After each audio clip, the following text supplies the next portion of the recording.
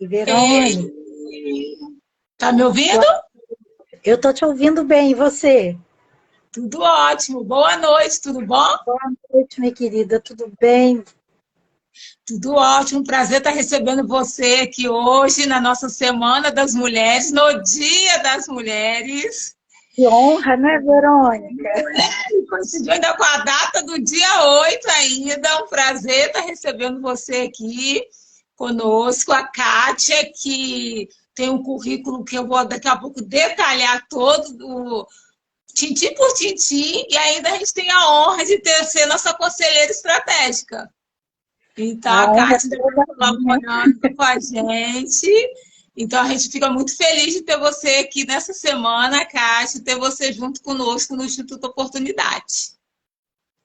Imagina, Verônica, para mim é aqui a honra. Eu agradeço ao convite, aos convites, né? Ao convite para estar aqui nesta noite, ao convite que foi anterior de poder fazer parte desse instituto, né? E trabalhar por uma causa que é tão urgente, tão importante, né? Muito obrigada. Eu fico muito feliz de poder estar aqui neste dia 8, né? Verdade. Kátia, você que é professora, você que trabalha, doutora, né, nessa área de gestão de pessoas, eu queria que você falasse um pouquinho mais do seu currículo para o pessoal te conhecer, igual a gente já conhece um pouquinho você. Tá certo. Então, Verônica, eu sou, por formação, uma pedagoga. A minha primeira formação é em pedagogia. Eu tive a oportunidade, ao longo da minha trajetória profissional, de atuar tanto nessa educação mais regular, conhecida nossa, né, mais especificamente na educação infantil, mas a maior parte da minha carreira se deu na educação corporativa. E foi exatamente por esse caminho que eu ingressei na área de recursos humanos e acabei por mais de 20 anos atuando em empresas do setor privado, empresas de grande porte. Acabei desenvolvendo uma carreira que começou inicialmente na área técnica e depois foi para a gestão. Então, eu atuei como gestora de recursos humanos por bastante tempo. E, a partir de um determinado momento, eu acabei desenvolvendo aquilo que eu chamo aí dos caminhos múltiplos, né?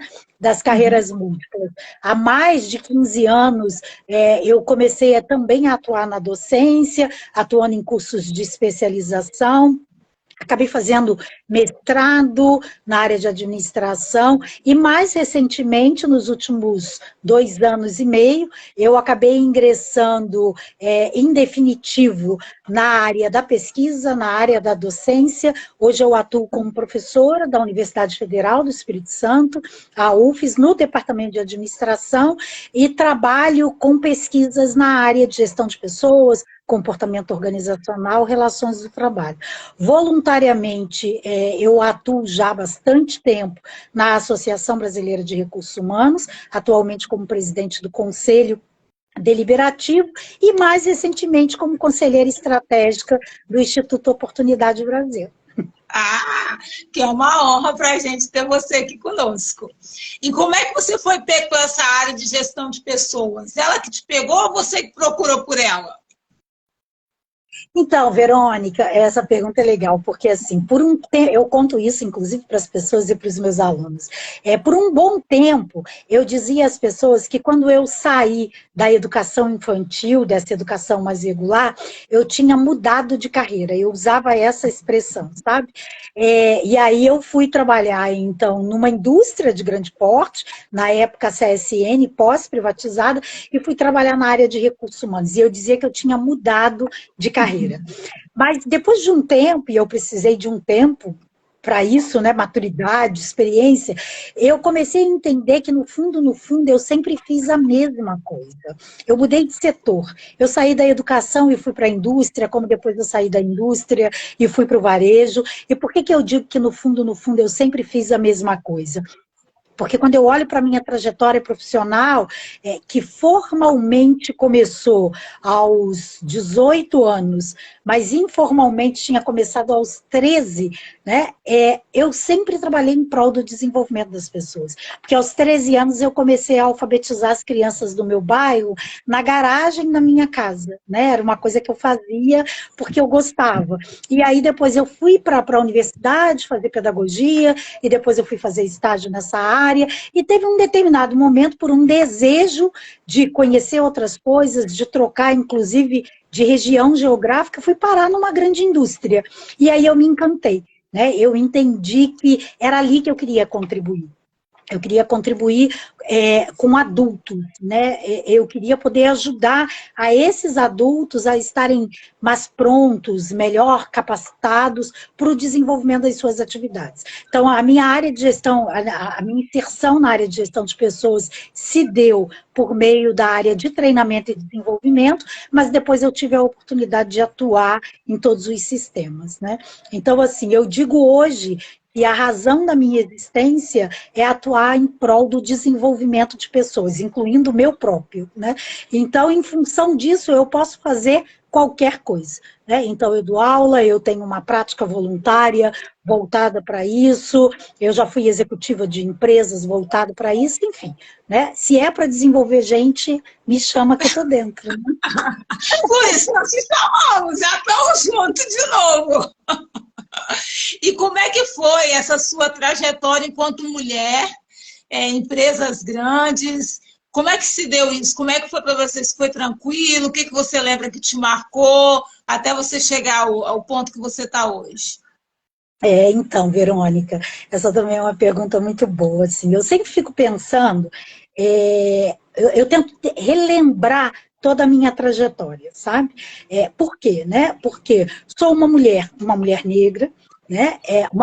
Filha de uma família, de uma região que não era de privilégios, né? Eu fui moradora por muitos anos da Baixada Fluminense, no Rio de Janeiro, estudei numa universidade pública no Rio de Janeiro, na época que ainda não existiam cotas, onde as universidades públicas eram lugar de privilégio. Na minha turma, eu lembro, eu era a única moradora da Baixada Fluminense, né? E os meus colegas acreditavam que eu tomava sorvete no meio de um tiroteio, né? Tamanho medo que eles tinham daquela região.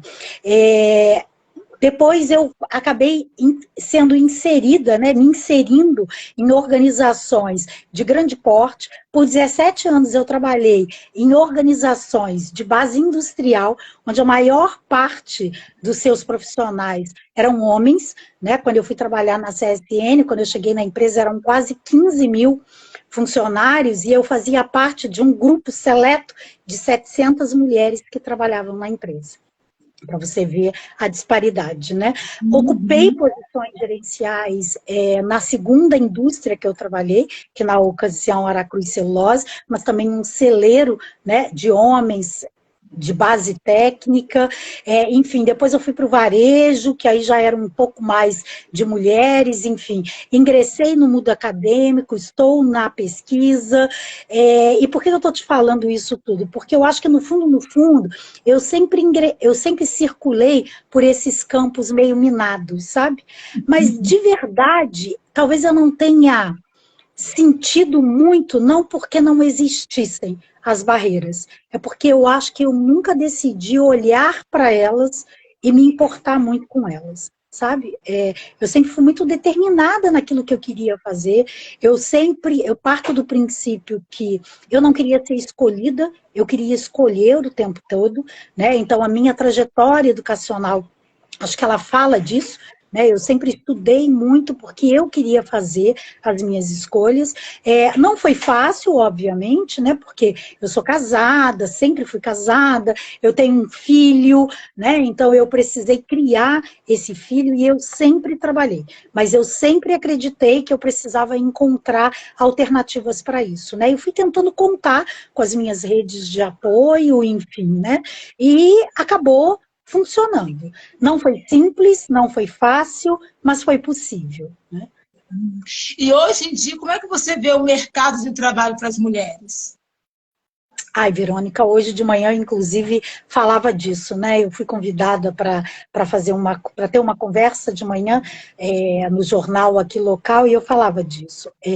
O mercado de trabalho, na verdade, ele sempre foi marcado por desigualdade, né? E quando a gente olha historicamente, as mulheres elas sempre ocuparam um lugar como se fosse um lugar de segunda categoria.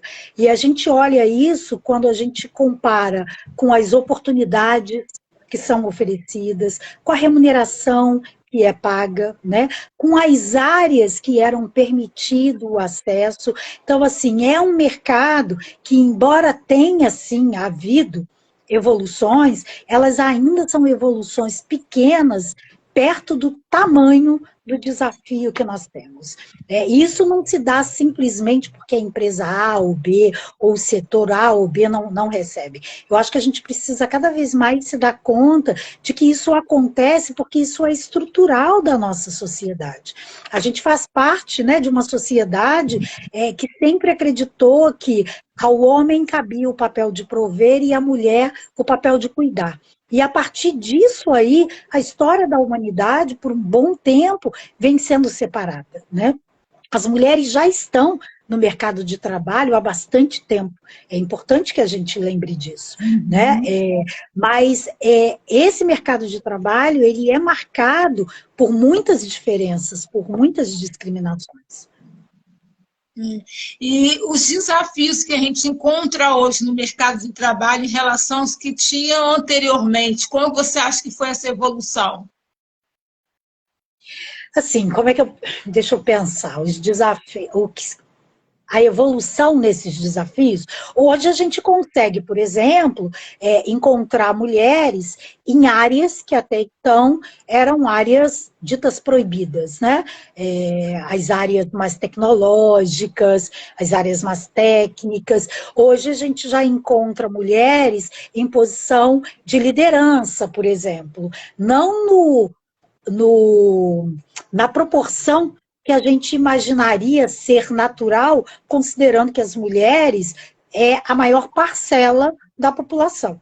Então, pense, se a mulher é a maior parcela da população, isso deveria estar refletido nesses estratos dentro da sociedade, dentro das organizações. E isso não está.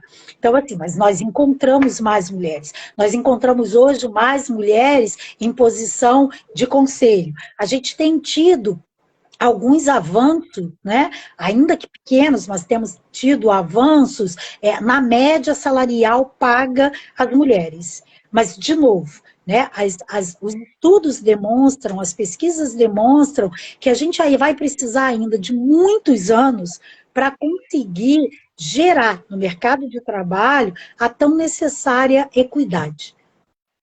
Isso. E aí você falou em liderança, nessa sua experiência, como é que foi os homens recebendo uma mulher como líder nessas empresas grandes? Onde de 700 para a quantidade de funcionários que tinham era a minoria.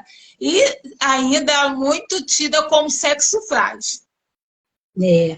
Assim, né? Essa história de que a mulher ela não seria uma boa líder, ela tem fundamentos teóricos, né? E lá de trás, né? As teorias de liderança do passado e que ainda bem, né? Já não são mais validadas teoricamente, mas as primeiras teorias, chamada, por exemplo, as teorias dos traços, estavam muito calcadas em traços que diziam que as mulheres não seriam as melhores líderes, né? Então, por muito tempo, a gente trabalhou com um modelo de liderança que, para ser eficiente, tinha que ser uma liderança masculina, né?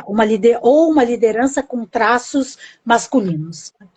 E aí, tanto que quando a gente olha para um passado, quem era escolhido como gestor de uma equipe, como líder de uma equipe, né?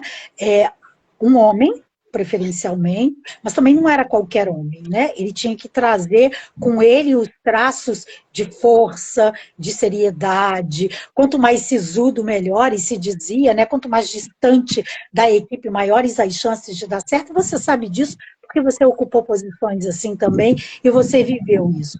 À medida em que a sociedade foi evoluindo, esses conceitos eles foram, obviamente, caindo e a gente começou a ter, sim, a inserção e a participação das primeiras mulheres em posição de liderança. E que foram, sim, cobradas para que, mesmo sendo mulheres na liderança, agissem como homens. Eu faço parte de uma geração de mulheres que caiu na grande armadilha, né, de achar que para ser respeitada precisava se vestir, inclusive, igual a homem. Né? Então, a gente vestia os terninhos, né? Eu nem posso dizer a gente vestia, isso não fazia muita parte do meu guarda-roupa, até porque eu trabalhava em indústria, né? E aí a gente tinha um outro código de vestimentas, mas você se apresentava dessa forma, né? Você tinha que estar mais séria, você tinha que ter um tom de voz mais duro, né? Enfim, eu acho que tinha uma série, sabe, de estereótipos que foram criados, sabe, Verônica? E que em nenhum momento eu me envergonho de dizer que eu fiz parte disso. Mas que bom que a gente se desenvolve, que bom que a gente cresce, que bom que a sociedade muda, né? E que as pessoas mudam e que outras coisas começam a ser discutidas. E aí, mais uma vez, a gente voltando para a teoria, a gente vê estudos que demonstram, né, que os traços que normalmente costumam trazer sinais de eficiência de uma equipe, são traços que estão muito presentes, por exemplo, no estilo de mulheres. A capacidade de ouvir, de conciliar, né, de aproximar, de aconchegar. Olha todo esse debate que a gente tem hoje sobre soft skills, e olha para o nosso modelo educacional e observa se nós, mulheres, não fomos treinadas o tempo inteiro para isso, ao passo que os homens foram treinados o tempo inteiro para serem mais duros, né, para serem mais hard mesmo. Né, e hoje em dia todo mundo paga um preço muito caro por isso. Né? Então, assim, eu tive a oportunidade de ir evoluindo, né? Eu vou te dizer que eu, ao longo da minha trajetória profissional, eu lidei sim com preconceitos, né? De uma mulher que gerenciava homens, como eu lidei com preconceitos de uma mulher mais jovem que gerenciou pessoas mais velhas, como lidei com preconceitos de mulheres que não queriam ser gerenciadas por outra mulher porque acreditavam que a mulher não seria capaz de. Mas, ao mesmo tempo, eu tive a oportunidade de liderar grupos que reconheceram a qualidade da liderança, a diferença da liderança, né? E a gente pôde ir imprimindo isso no grupo. Então, eu acho assim, que nos ambientes organizacionais a gente observa de tudo, né? E, acima de tudo, a grande capacidade que a gente precisa ter é de desenvolver assim, a prontidão para a mudança.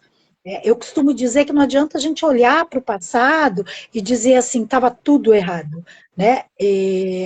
O passado já passou. O que a gente precisa ter consciência é que não dá para estar no presente repetindo os comportamentos do passado. Aí é insistir num erro que não tem nenhuma justificativa. Né? Isso é verdade. Ontem você falou sobre essa questão do jeito masculino, né? E aí, quando você pegava uma mulher líder, ela tinha que ser grossa, ela tinha que ser ríspida, porque senão ela não seria respeitada. Essa questão da roupa, e a Ana Paula, que esteve conosco ontem, ela justamente falou isso, ela, enquanto empresária no setor de tecnologia, ou seja, ela já era raridade. E uma mulher ainda disse que procurava sempre cobrir o corpo dela para que aquilo não fosse objeto da reunião que ela tivesse do homem desejar o corpo dela. E depois ela foi perceber, não adianta, eu sou um corpo feminino de qualquer forma. Só que eram as ferramentas que a gente tinha, né, para poder conseguir passar mais seriedade no nosso trabalho por ser mulher, né? E de você ter que responder a coisas. Eu me lembro que quando eu galguei posições, né, mais gerenciais, você sabe disso, está muito presente na nossa agenda, viagens, né? E eu cheguei a ouvir de colegas, mas o seu marido não se importa com isso, né? Ele deixa, né? Ele não questiona o tempo que você fica fora de casa, como se você tivesse que ter permissões para esse tipo de coisa, né? E isso, por exemplo, nunca foi pauta dessa questão na minha família. né? Eu, por 2 momentos, na verdade, por 2 momentos na minha vida profissional, 3 momentos na minha vida profissional, as minhas mudanças, elas foram geográficas. E a minha família mudou. E a minha família mudou, o meu marido mudava, né? Porque eram as minhas oportunidades de trabalho. E eu precisava explicar, inclusive, na minha família, né? Como é que era essa dinâmica? Porque as pessoas me perguntavam, mas o teu marido vai te acompanhar? Mas de onde vem a pergunta? Por quê? Eu não estou entendendo, né? Mas ele está de acordo com isso? Mas, enfim, né? Porque as pessoas queriam trabalhar a questão da permissão. Como se diz, porque assim, na verdade, né, Verônica, as pessoas questionavam, e questionam, infelizmente, em pleno século XXI, né, questionam ainda o que você veste, o que você diz, como você age, porque essa mulher, ela sempre foi vista como um objeto, né, como algo que sai do corpo de alguém, parte, né, as narrativas religiosas, inclusive, vão um pouco por esse caminho. A gente é parte de alguma coisa, você não é a coisa inteira, né? Você é um pedaço de uma determinada coisa, né? E a gente precisa levar isso muito a sério e compreender como isso se manifesta. Se você é um apêndice, é um pedaço, talvez justifique o fato de que, embora você faça o mesmo trabalho, né, que um homem, ainda assim você acha natural ganhar 70% do que essa outra pessoa ganha, né? Então isso é muito complicado.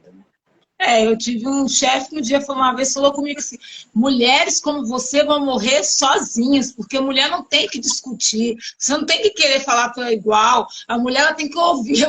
Eu pensei comigo, oi, é sério mesmo isso? Ele falou, mas eu estou falando sério, é para o seu bem, isso é as coisas que você escuta e você guarda, porque nesse nível de discussão não vale nem a pena você entrar, que é justamente se você é o apêndice, né? Então, a partir do momento que você começa a falar, começa a se destacar, tem alguma coisa errada, né? Que é até a questão do lugar de fala, né? Como o homem fala e como uma mulher fala, e como que isso é interpretado de forma diferente, né? A mulher é histérica, o homem ele é líder. Exatamente. Exatamente, Né? Verônica. E sendo E que é os uma dois coisa estão tentando assim, passar a mesma mensagem. um homem que estuda muito é um homem estudioso. Uma mulher que estuda muito talvez esteja querendo esconder alguma coisa, né? Ou porque não tem vida pessoal. Eu precisei explicar ao longo de toda a minha trajetória profissional por que eu tenho 2 graduações, 3 especializações, um mestrado, um doutorado, por que eu trabalhava de segunda a sexta para uma organização e sexta noite e sábado eu dava aula em especializações. As pessoas não conseguiam entender ou não queriam entender, que isso fazia parte do meu projeto de desenvolvimento, da minha carreira. E ainda assim, eu fui filha, esposa, mãe, né? E acredito que tenha sido bem em todos esses meus papéis. E por quê? Estou aqui, meu companheiro está comigo aqui, somos casados há 32 anos, anteontem comemoramos 35 anos de vida em comum, entre namoro e casamento, né? Tem um filho, tem um neto, enfim, estamos aí, eu tenho um projeto de vida pessoal, eu tenho um projeto de vida profissional, e todos esses pedaços fazem parte do meu grande projeto, que é o meu projeto de vida. Mas eu acho que no fundo, e eu falei disso agora há pouco para você, talvez eu não tenha me importado muito com, sabe, com o que estava no caminho, porque era tão evidente para mim onde eu queria chegar, né? A educação, ela foi o motor de transformação da minha vida. Eu sabia que eu não queria continuar onde eu estava, né? E eu não queria ter provavelmente o destino que estava traçado ali para mim. Né? E quando eu olho para as pessoas, por exemplo, com quem eu estudei lá atrás, né, eu vejo que boa parte delas, e infelizmente por uma série de motivos, talvez tenham que ter ficado mesmo por ali, mas eu não queria isso. E por onde eu fui? Eu fui pelo único caminho que me era possível, a educação. Né? Era o único, eu não tinha nenhuma outra alternativa. Né? E foi por ali que eu fiz o meu caminho e funcionou, e continua funcionando. né? Porque a educação continua presente na minha vida, né? E o que você falou é muito assim, é muito mais penoso para a mulher, né? Porque você tem várias jornadas, né? Como mesmo você colocou, você tem a casa, você tem a família, o papel da mulher ainda é da cuidadora, então a responsabilidade é da mulher.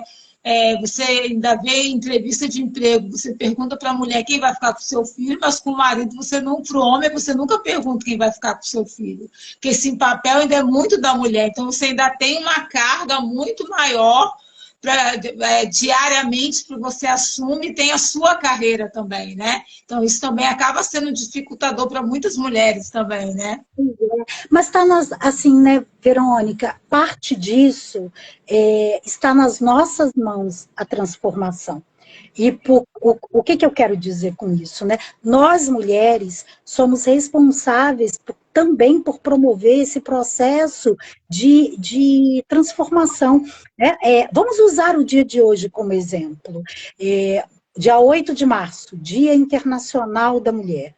Eu posso dizer para você que eu passei o dia hoje colecionando mensagens, esses postzinhos, né, de homenagens do Dia da Mulher. Boa parte deles, eu não tenho dúvida disso, posso contar, vinda de mulheres, de outras mulheres. E mais um agravante, vinda de mulheres que atuam nas áreas de recursos humanos das suas organizações. E vários desses posts trazendo mensagens ainda que nos colocam numa posição frágeis, nos colocam numa posição inferior. Né? E, assim, eu já comprei muita briga, sabe, Verônica, que no dia 8 de março não é dia da gente dar na empresa lixa de unha, esmalte ou bombom para a mulher. Não é.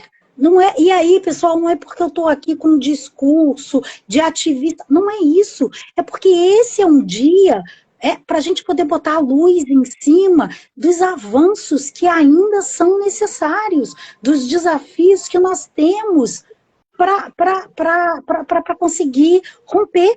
Né? Como é que a gente pode, em pleno 2022, em pleno século XXI, ainda achar natural, né, que somente 37% das posições gerenciais, né, no Brasil, segundo os dados do IBGE, sejam ocupados por mulheres? Como é que a gente ainda pode achar natural que uma mesma mulher desempenhando a mesma função de um homem seja remunerada com 77% dessa remuneração? Ou se for uma mulher negra, Verônica, com 55% da remuneração? Como é que a gente pode achar natural que mulheres no mercado de trabalho sem filhos representam 63%. Mas se essa mulher tiver filhos de até 3 anos de idade, esse número cai para 53%. A gente não pode naturalizar isso, sabe, Verônica? A gente não pode continuar achando natural que a engenharia é para homens, que a tecnologia é para homens, porque um gênero não pode definir a competência de ninguém. Né? Não podemos. E quando eu disse agora há pouco que isso está nas nossas mãos, né? Hoje eu recebi de uma pessoa da minha família a seguinte brincadeira, né?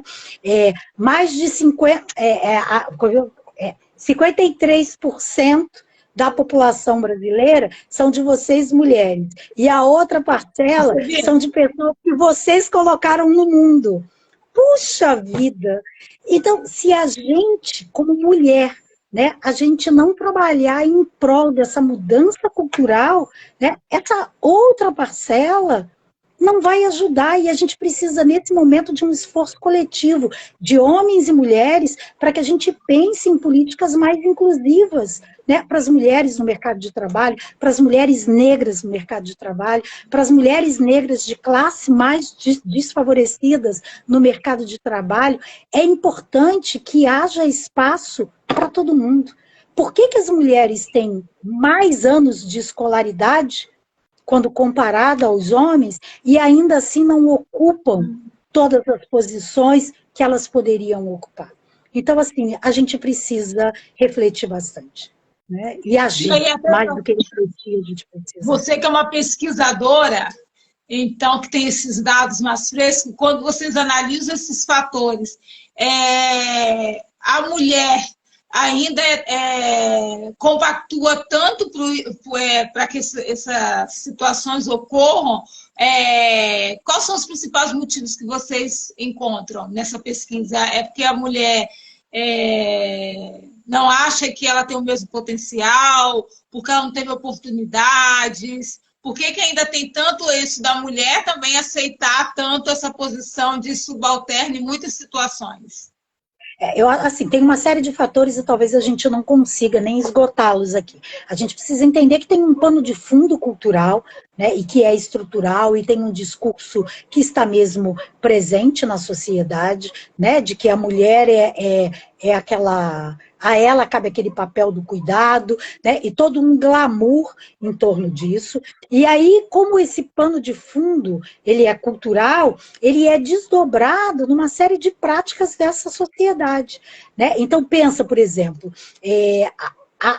para as mulheres, há uma exigência, há uma pressão, né, enorme sobre a questão da maternidade, né? E quando uma mulher engravida, a sociedade se dobra para ela, né? Olha, que belo, que mágico, que divinal, que inspirador. E por 9 meses, a gente recebe todo o amor possível e imaginável, todo o olhar de respeito, né? Porque estamos gerando essa vida. Mas essa mesma sociedade que romantiza e glamoriza, né, essa maternidade, é a sociedade que depois essa mulher, quando faz, né, você tem o seu parto, tem o seu bebê, cumpre o seu tempo de licença, volta para o trabalho, e as estatísticas mostram isso, Verônica, 12 meses após cumprir o período de licença maternidade, um número significativo de mulheres são demitidas, simplesmente pelo fato de que são mães. A mesma mulher que é romantizada porque virou mãe, quando vai a uma entrevista de emprego e escuta de uma outra mulher na posição de selecionadora, você tem filhos? Sim. Mas e com quem ele vai ficar? Quando um pai vai fazer a entrevista e pergunta, você tem filho? Tenho. Ah, que legal. Quantos? E é capaz de perguntar mais um tanto, e é incapaz de perguntar, mas com quem vai ficar o seu filho?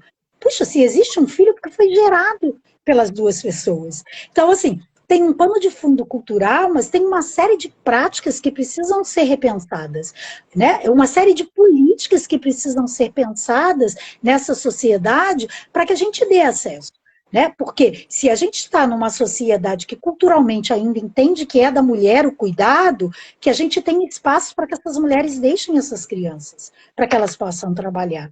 Porque sim, né, a mulher ela pode ter um filho e sim, ela pode ter uma trajetória de carreira de sucesso. Porque sim, ela tem capacidade de desenvolvimento, né, das suas habilidades, dos seus conhecimentos e das suas atitudes necessárias. Ela não vai ter um rol de competências diferente ou menor pelo fato dela ser mulher, dela ser mãe, dela ser negra, enfim, ou de qualquer outro recorte. Então, assim, quando eu digo que há muito a fazer, porque há tarefa para todo mundo. Tem tarefa, né, para o poder público, tem tarefa para as organizações, né, de uma maneira em geral, para a iniciativa privada, tem tarefa para nós, como cidadãos, né, para nós como mães, para nós professores, tem tarefa para todo mundo. É um esforço coletivo que precisamos fazer nesse momento, um esforço urgente para a gente conseguir mudar essa realidade. E o mercado de trabalho com o Covid, com a pandemia, para a mulher foi pior? Foi, Verônica. Todas as estatísticas que já foram publicadas, e a gente certamente vai se deparar daqui a pouco com outras pesquisas, demonstraram que, especialmente no mercado de trabalho, né, assim como tem também para violência doméstica, a gente tem acompanhado isso, mas especialmente no mercado de trabalho, as mulheres foram fortemente atingidas. Né? E por quê? elas foram atingidas porque aqueles setores que predominantemente empregam o maior número de mulheres foram setores muito afetados, como comércio, serviço, a própria educação, né, hotelaria. As mulheres foram afetadas porque no momento em que escola fechou, creche fechou, enfim, toda essa rede de apoio fechou, as mulheres tiveram que voltar para casa e cuidar, né, das crianças, cuidar dos afazeres. Há pesquisas que demonstram que durante o período da pandemia, né, as mulheres, de uma maneira em geral, elas tiveram que cuidar de alguém. Se não foi de um idoso, foi de uma criança, mas a ela continuou sendo atribuída essa tarefa. Aquelas que não perderam o emprego ou acabaram também não se desligando por isso, foram fortemente afetadas na sua saúde física e emocional, especialmente emocional, em função de sobrecarga, porque elas tiveram que desempenhar os seus trabalhos e ainda tiveram que acumular, né, as tarefas com criança, alimentação, cuidados, enfim. A pandemia, como a gente tem dito, ela escancarou uma série de dificuldades, né, acelerou uma série de tendências, e nesse tema que nós estamos tratando aqui, não foi diferente. E a gente ainda teve o desafio do home office, né? Pois é, e que é assim, né, que é uma coisa também importante que a gente diga, aquilo que nós vivemos, e eu tenho falado muito disso, sabe, aquilo que a gente viveu durante a pandemia, que a gente habituou a chamar de home office, especialmente naquela primeira fase, e aí a gente pode dizer que talvez o ano de 2020 todo, né, de março até dezembro, de home office ele não teve nada, na verdade ele teve de uma invasão do trabalho na casa da gente, né? Por quê? Porque quando a gente pensa no home office, como ele foi pensado, ele requer planejamento, ele requer capacitação, ele requer estrutura para isso. E, na verdade, o que acabou acontecendo é que, de uma hora para outra, de uma forma muito atropelada, para que a gente pudesse assegurar a sobrevivência das organizações, dos negócios e das pessoas, todo mundo, ou a maior parte das pessoas, né, enfim, aquelas que podiam ir e que a atividade permitia, foram levados para casa, né? E, de novo, numa casa que, dependendo de que segmento da sociedade essa pessoa fizesse parte, não cabia todo mundo, né, Verônica? Porque casas pequenas não cabiam todo mundo, não tinha estrutura, e outras, até de pessoas talvez um pouco mais favorecidas socialmente, a casa até cabia todo mundo, mas não se tinha organização para isso, né? E como as organizações também não sabiam trabalhar nesse modelo, se acreditou que as pessoas estariam ali disponíveis o tempo inteiro. Então a gente tem relato de mulheres que trabalharam 14, 16, 18 horas, né? De forma ininterrupta, para tentar dar conta de todos os afazeres. Então, a gente tem acompanhado aí algumas estatísticas de adoecimento da população de uma maneira em geral, mas de forma bem específica também para esse público de mulheres, né? E a gente também não pode deixar de lembrar daquelas mulheres que, durante a pandemia, em função das tarefas que desempenhavam, não tiveram, né, o direito de ficar em casa. Elas viveram todo o medo da pandemia, né? Elas viveram o dilema com quem deixar as suas crianças, mas elas tiveram que sair. Ou porque trabalhavam em setores chamados os setores essenciais, né? Ou em atividades de terceirização de cuidados para que outras mulheres pudessem trabalhar, né? E aí, nesse sentido, a gente está falando do trabalho doméstico, né? E não por acaso, é nessa parcela de profissionais que a gente vê um nível maior de adoecimento, inclusive de contágio da doença, né? Eu lembro que nessa primeira onda, né, que a gente ficou dentro de casa, um dia nós fomos no supermercado e tinha um rapaz no carro abrindo um Kit Kat. E ele abriu aquele Kit Kat, tirou, ele comeu, ele deitou a cabeça, e a gente ficou observando. Aí depois ele acabou de comer, ele fez... ligou o carro e foi embora. Eu falei, uma pessoa dessa, a casa Tava daquele jeito, cheio de criança. Eu vou ao supermercado, esse é o meu 5 minutos, e a gente até começou a falar sobre isso em casa. A gente tem que ter uns 5 minutos para você poder relaxar, porque você está o tempo todo, tudo junto, misturado. Aqui na minha casa, 4 computadores na mesa, 2 pessoas estudando, o outro quer internet, e o telefone toca, e está todo mundo no mesmo momento, e aquele rapaz ali, a gente olhou para ele, a gente pensou, gente, essa pessoa está... Tipo, ai, graças a Deus, eu tive 5 minutos para sair de casa para poder relaxar. A gente viveu de forma muito intensa aquilo que cognitivamente a gente já vinha discutindo há um tempo. Eu digo cognitivamente porque a gente estava consumindo leitura, vídeos, palestras, então estava tudo aqui na caixinha, né? Se dizia que esse mundo 4.0, né, seria um mundo virtual, um mundo digital, um mundo sem fronteiras. Mas a gente sentiu, a gente aprendeu, foi aqui, na pele, durante a pandemia. Quando a gente viveu de forma muito intensa, aquilo que a gente chamou da convergência dos CEPs, né?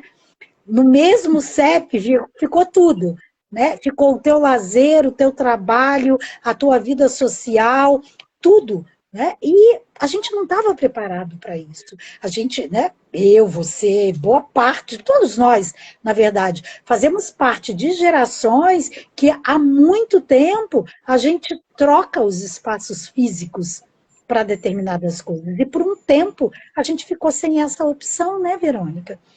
Eu trabalho, vai fazer, né? Dia 13 de março agora, daqui a pouquíssimos dias, daqui a 5 dias, né? Daqui a 5 dias, vão fazer 2 anos que eu estou em casa. 2 anos que eu estou em casa, né? Então, assim, óbvio, agora eu me saio um pouco mais, tenho um pouco mais de contato, mas nada se compara com o que era a minha vida há 2 anos atrás. Então, eu posso dizer que há quase 2 anos eu venho num aprendizado diário, diário, tá? De como conciliar as minhas atividades, né? De como estabelecer em mim esses limites. Agora é hora do desligar. Porque se a gente não estabelece esses limites, você deixa que, de fato, esses canais se atravessem, né? E a gente precisa lembrar que a gente é um corpo, né? Que a gente é um corpo que tem emoções, né? Que tem alma, enfim. A gente é uma coisa só e que sente, né? Sente as dores, enfim, né? Sente os medos e que precisa descansar, precisa relaxar. Isso faz parte do nosso projeto de vida. Se a gente está falando de carreira e a gente entende que carreira é, acima de tudo, um projeto de vida, isso precisa estar no nosso radar, né? Isso é verdade. E as mulheres, por mais dificuldades que a gente tem no mercado de trabalho, quando a gente pega nas funções de liderança, a gente se destaca. E eu queria que você falasse assim, quais são os diferenciais competitivos que você vê na mulher em relação ao mercado de trabalho? O que a gente se diferencia? Nossas vantagens. Tá. Assim, eu acho que a gente, de novo, porque nós fomos educadas, né, para um modelo, a gente acaba tendo facilidades que talvez alguns homens, né, ou a grande maioria dos homens, acabam não tendo. E eu não estou dizendo com isso que não sejam capazes de, né, agora há pouco, porque pode ser que alguém entre agora e diga assim, o que é isso que a Kátia está dizendo, né? Se somos fruto de uma educação, e a gente é fruto de uma educação que tem sim um modelo sexual, né, que diz mulheres devem agir dessa forma e homens devem agir dessa outra forma, a gente foi educada a buscar consenso, a gente foi educada para ouvir, a gente foi educado para acolher, né, nós fomos educadas para dar jeitos, né, para fazer muitas coisas ao mesmo tempo, essa é a verdade. Eu sempre lembro, há muitos anos atrás, sabe, Verônica? Muitos anos atrás, eu ouvi uma palestra de um consultor, talvez ele nem lembre que ele tenha dito isso, porque ele está aí até hoje, que é o Valdez Ludwig, e eu ouvi dele uma coisa que assim, foi muito engraçada, mas que é verdade, e foi no auge aí, acho que início dos anos 2000, estava no auge dessas discussões de visão sistêmica,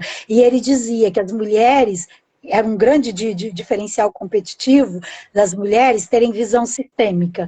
E por quê? Porque ele dizia que quando criança, os homens eram, nas brincadeiras, né, eles eram convidados para brincar de casinha, só que na casinha ele brincava na garagem, e nós mulheres tínhamos que arrumar a casinha, desmontar a casinha, organizar a casinha. Observa que esse exemplo lá do início dos anos 2000 já trazia, né, todo esse machismo estrutural, mas ele estava tentando usar isso para mostrar o quanto que a gente era mais treinada para enxergar outras coisas. Então, voltando à tua pergunta, eu acho que isso acaba ajudando, né?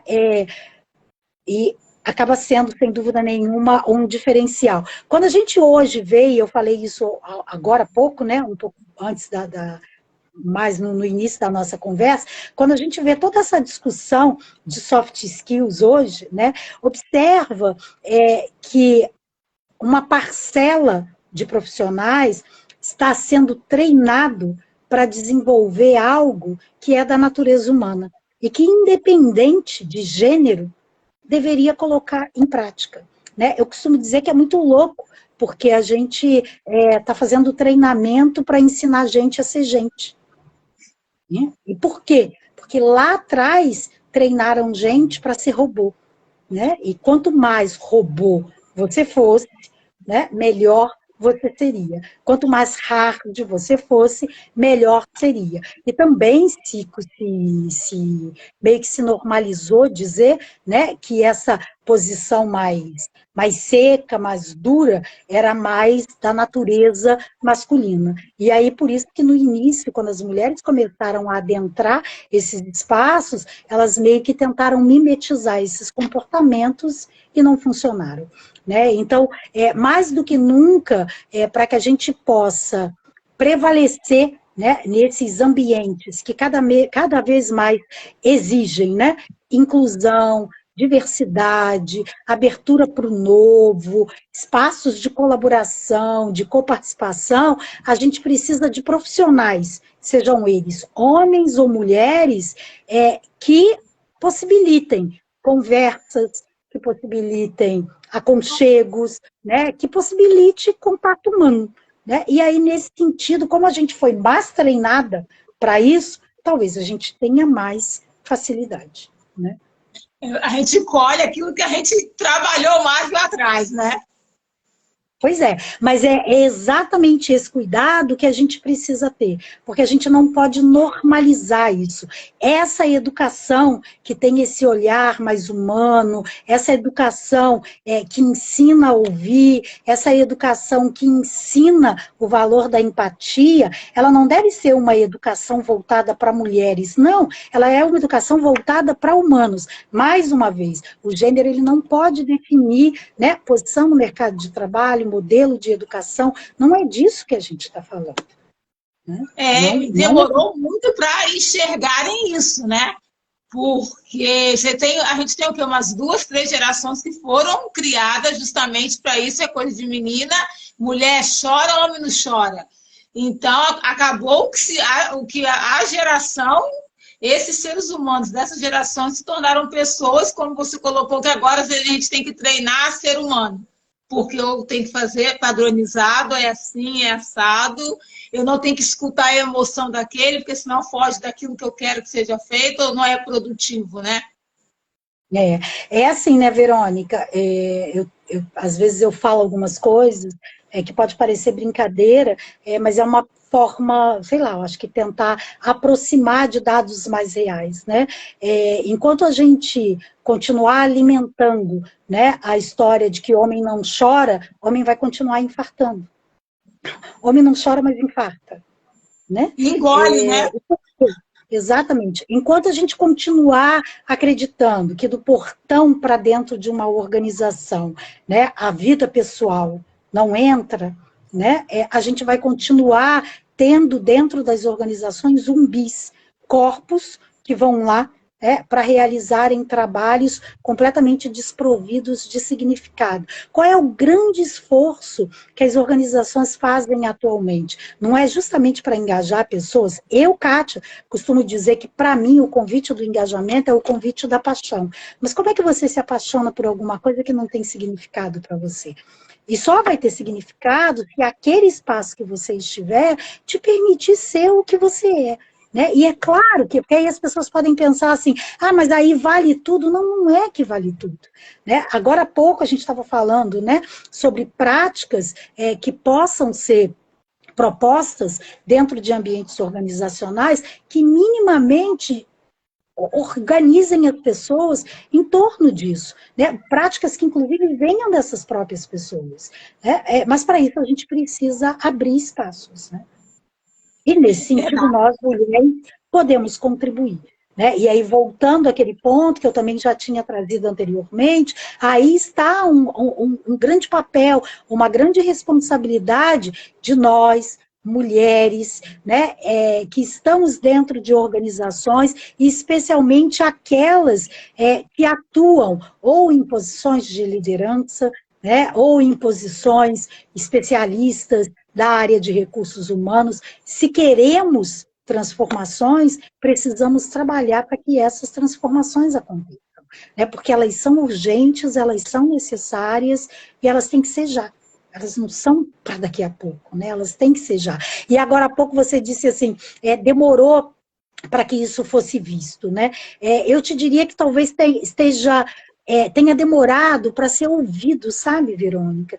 Porque quando a gente olha para a história, no fundo, já temos aí de longa data outras pessoas, outras mulheres que já vêm trabalhando, né, para combater essas desigualdades, seja no mercado de trabalho, enfim, ou em outras dimensões. Mas não era conveniente ouvir. Né? Não foi até então conveniente. Só que, na verdade, nesse momento, há uma pressão maior. E a gente precisa aproveitar esse momento para acelerar essas transformações.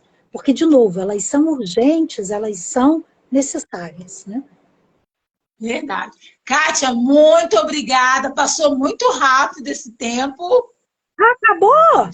Acabou! Kátia? Uou, já estamos aqui há 50 minutos, você acredita? Puxa vida, acabou. Foi Tô vendo aqui. ótimo. Vários recadinhos para você, vários beijos, vários alunos te mandando coraçãozinho, vários ex-alunos falando que te admiram muito, vários coraçãozinhos subindo agora. O pessoal que participou com a gente gostou bastante de ter ouvido você aqui com a gente. A gente agradece demais você estar aqui nesse dia 8, com falas super necessárias, esclarecedoras, que ajudam a gente a abrir mais a nossa mente, ajuda a gente começar a refletir um pouco mais. Nós somos a mudança, não tem ninguém que vai vir mudar, somos nós que somos a mudança. Eu acho que é sempre muito necessário a gente ter esse tipo de conversa. Muito obrigada, gratidão por ter você aqui conosco hoje. Obrigada, Verônica. Como eu disse, foi um prazer estar aqui neste dia, estar com você e poder fazer parte desse instituto. Quero aproveitar, né, para dizer para quem aí está nos ouvindo, convidar para que esteja mais próximo, né, do IOB, que nos ajude, né, Verônica, nessa tarefa de transformar a vida de tantos jovens, né, por meio da educação. Eu comecei falando sobre isso, quando você me perguntou sobre a minha trajetória, e eu comecei dizendo que a educação foi a única alternativa, era a única alternativa que eu tinha e continuo tendo para transformar a minha vida, né? Disse aqui que todo o meu projeto de carreira foi construído em cima das oportunidades que eu poderia criar para mim e para outros de desenvolvimento, e quero então convidar todo mundo para que continuem, né, trabalhando em prol de uma educação que, de fato, vai transformar a vida das pessoas e, consequentemente, da nossa sociedade, né? Para que a gente possa ter uma sociedade mais inclusiva, mais justa e mais igualitária. Né? Certamente. Obrigado, Kátia. Obrigado a todo mundo que esteve conosco até aqui. Amanhã a gente tem mais essa semana. Amanhã a gente está com a Meirelle. Venham também participar um pouquinho, conhecer mais o Instituto Oportunidade. Beijo, gente. Até amanhã. Tchau, tchau, Verônica. Tchau, pessoal. Tchau.